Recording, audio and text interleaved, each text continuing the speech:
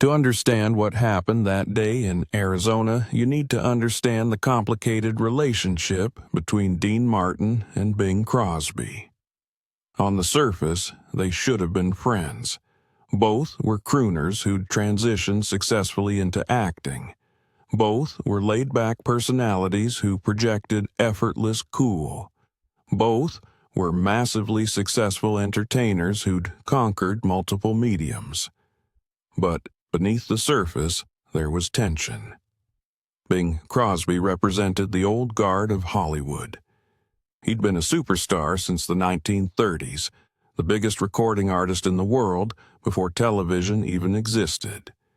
Bing had rigid ideas about professionalism, about discipline, about how entertainers should conduct themselves.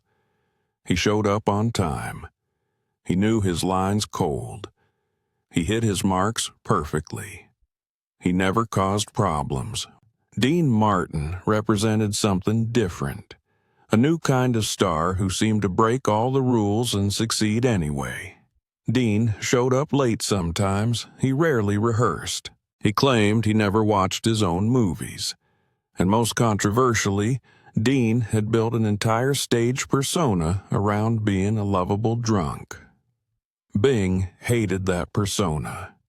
He saw it as unprofessional, as degrading to the craft of entertainment. Bing had spent decades fighting the stereotype that performers were unreliable drunks, and here was Dean Martin making millions by pretending to be exactly that.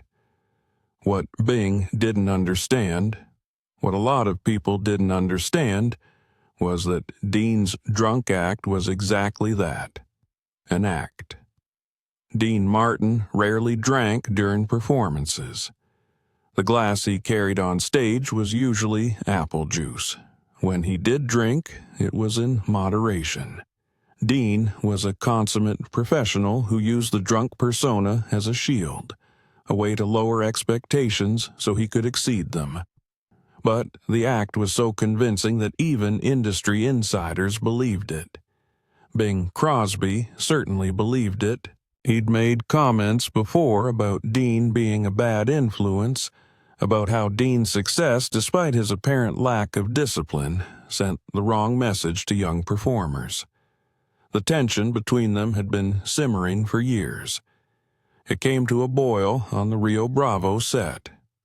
Rio Bravo was a big-budget Western directed by Howard Hawks and starring John Wayne. Dean had been cast in a supporting role as Dude, a deputy sheriff struggling with alcoholism. It was a serious, dramatic role, far removed from Dean's comedy work with Jerry Lewis or his musical performances. Hawks had taken a chance on Dean, believing he had untapped dramatic potential. John Wayne had personally vouched for Dean. Wayne and Dean had become close friends during pre-production. Wayne saw something in Dean that others missed. Beneath the cool facade was a serious actor who simply chose not to take himself too seriously. The role of Dude was challenging. It required Dean to play a man at rock bottom, someone consumed by shame and self-loathing, desperately trying to regain his dignity. It was the kind of role that required real vulnerability, real emotional depth. Dean threw himself into the part. He worked with Hawks on every scene, discussing motivation and subtext. He rehearsed in his trailer, something he rarely did for his comedy roles. He was determined to prove he could do serious dramatic work. The scene they were shooting on that September day was one of the most important in the film. Dude had just relapsed after days of sobriety. He was sitting in a jail cell, and Wayne's character was trying to convince him he was still worth something, that he could still be trusted. It was a quiet scene, just two men talking, but it required perfect emotional calibration. Hawks called action, and Dean delivered. His performance was raw, honest, heartbreaking. You could see the shame in his eyes, hear the self-loathing in his voice. When Wayne's character told him he still believed in him, Dean's face showed a man desperate to believe it, but afraid to hope. Hawks called cut and immediately said, "That's the one. Perfect. Moving on." The crew, who'd been watching in rapt silence, applauded spontaneously. That's when Bing Crosby, who'd been visiting the set as a guest of Warner Brothers, made his comment about Dean being a drunk. The words hung in the desert air like a slap. Dean stood frozen in the jail cell set. His face showed nothing, but those who knew him could see the hurt in his eyes. Howard Hawks looked furious. He started walking toward Bing, but John Wayne got there first. Wayne walked right up to Bing Crosby. The Duke was 6'4", towering over Bing. His face was set in stone. Bing smiled nervously. "John, I was just making a joke." "It wasn't a joke," Wayne said, his voice low and dangerous. "It was an insult. And you're going to apologize. Now." Bing's smile disappeared. "I don't think that's necessary. John, everyone knows Dean plays a drunk. I was just commenting on his method acting." Wayne took a step closer. "Dean doesn't play a drunk, Bing. Dean acts. What you just saw was one of the finest pieces of acting I've witnessed in 30 years of making movies. And you're standing here insulting him because you're jealous." "Jealous?" Bing sputtered. "Of what?" "Of the fact that Dean Martin can do what you never could," Wayne said. "He can make people laugh and make them cry. He can sell out nightclubs and carry a dramatic film. He can be vulnerable on screen while you spend your whole career hiding behind that crooner persona." The set was dead silent. Every crew member, every actor, everyone was watching this confrontation between two of the biggest stars in Hollywood. Wayne continued, "You want to know why Dean shows up late sometimes? Why he doesn't rehearse? Because he doesn't need to. He's that talented. He walks onto a set, reads the scene once, and delivers perfection.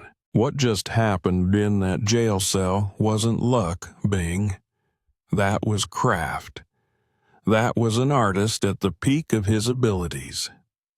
Bing tried to interrupt, but Wayne wasn't finished. "And you know what the biggest difference is between you and Dean?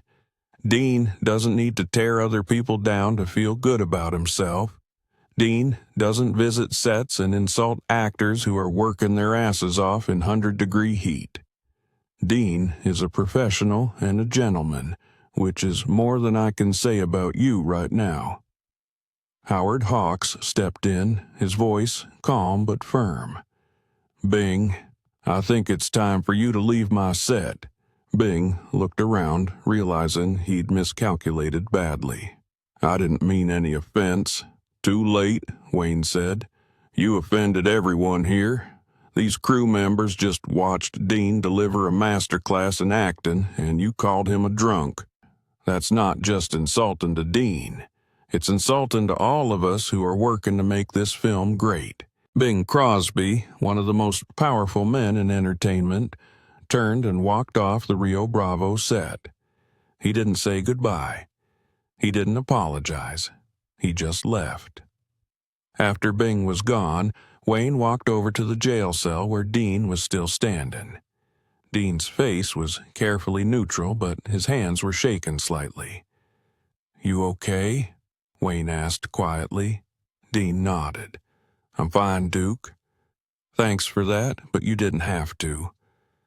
"Yes, I did," Wayne said. "What he said was wrong. And I need you to hear this, Dean. That scene you just did? That was movie magic. That was the kind of work that wins awards and changes careers. Hawks is right. You're going to be a star in a whole new way after this film comes out." Dean smiled slightly. "I'm already a star, Duke. I mean a respected star," Wayne clarified. "Not just a singer or a comedian, but a real actor. Someone people take seriously." Dean's smile faded. "I'm not sure I want to be taken seriously." Maybe that's your problem, Wayne said. You're so afraid of people seeing who you really are that you hide behind this drunk character. But I see who you are, Dean.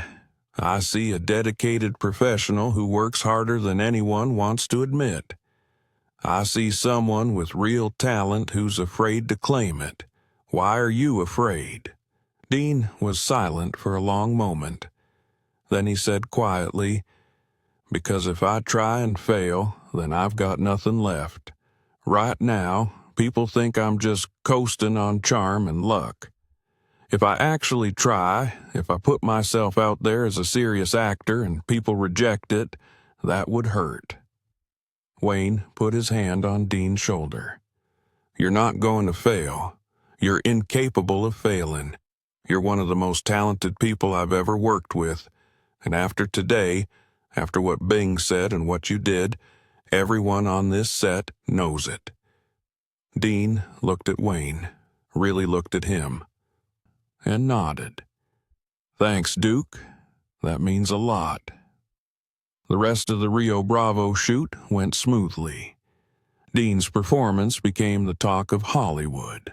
When the film was released in March 1959, critics who dismissed Dean as a lightweight were forced to reconsider.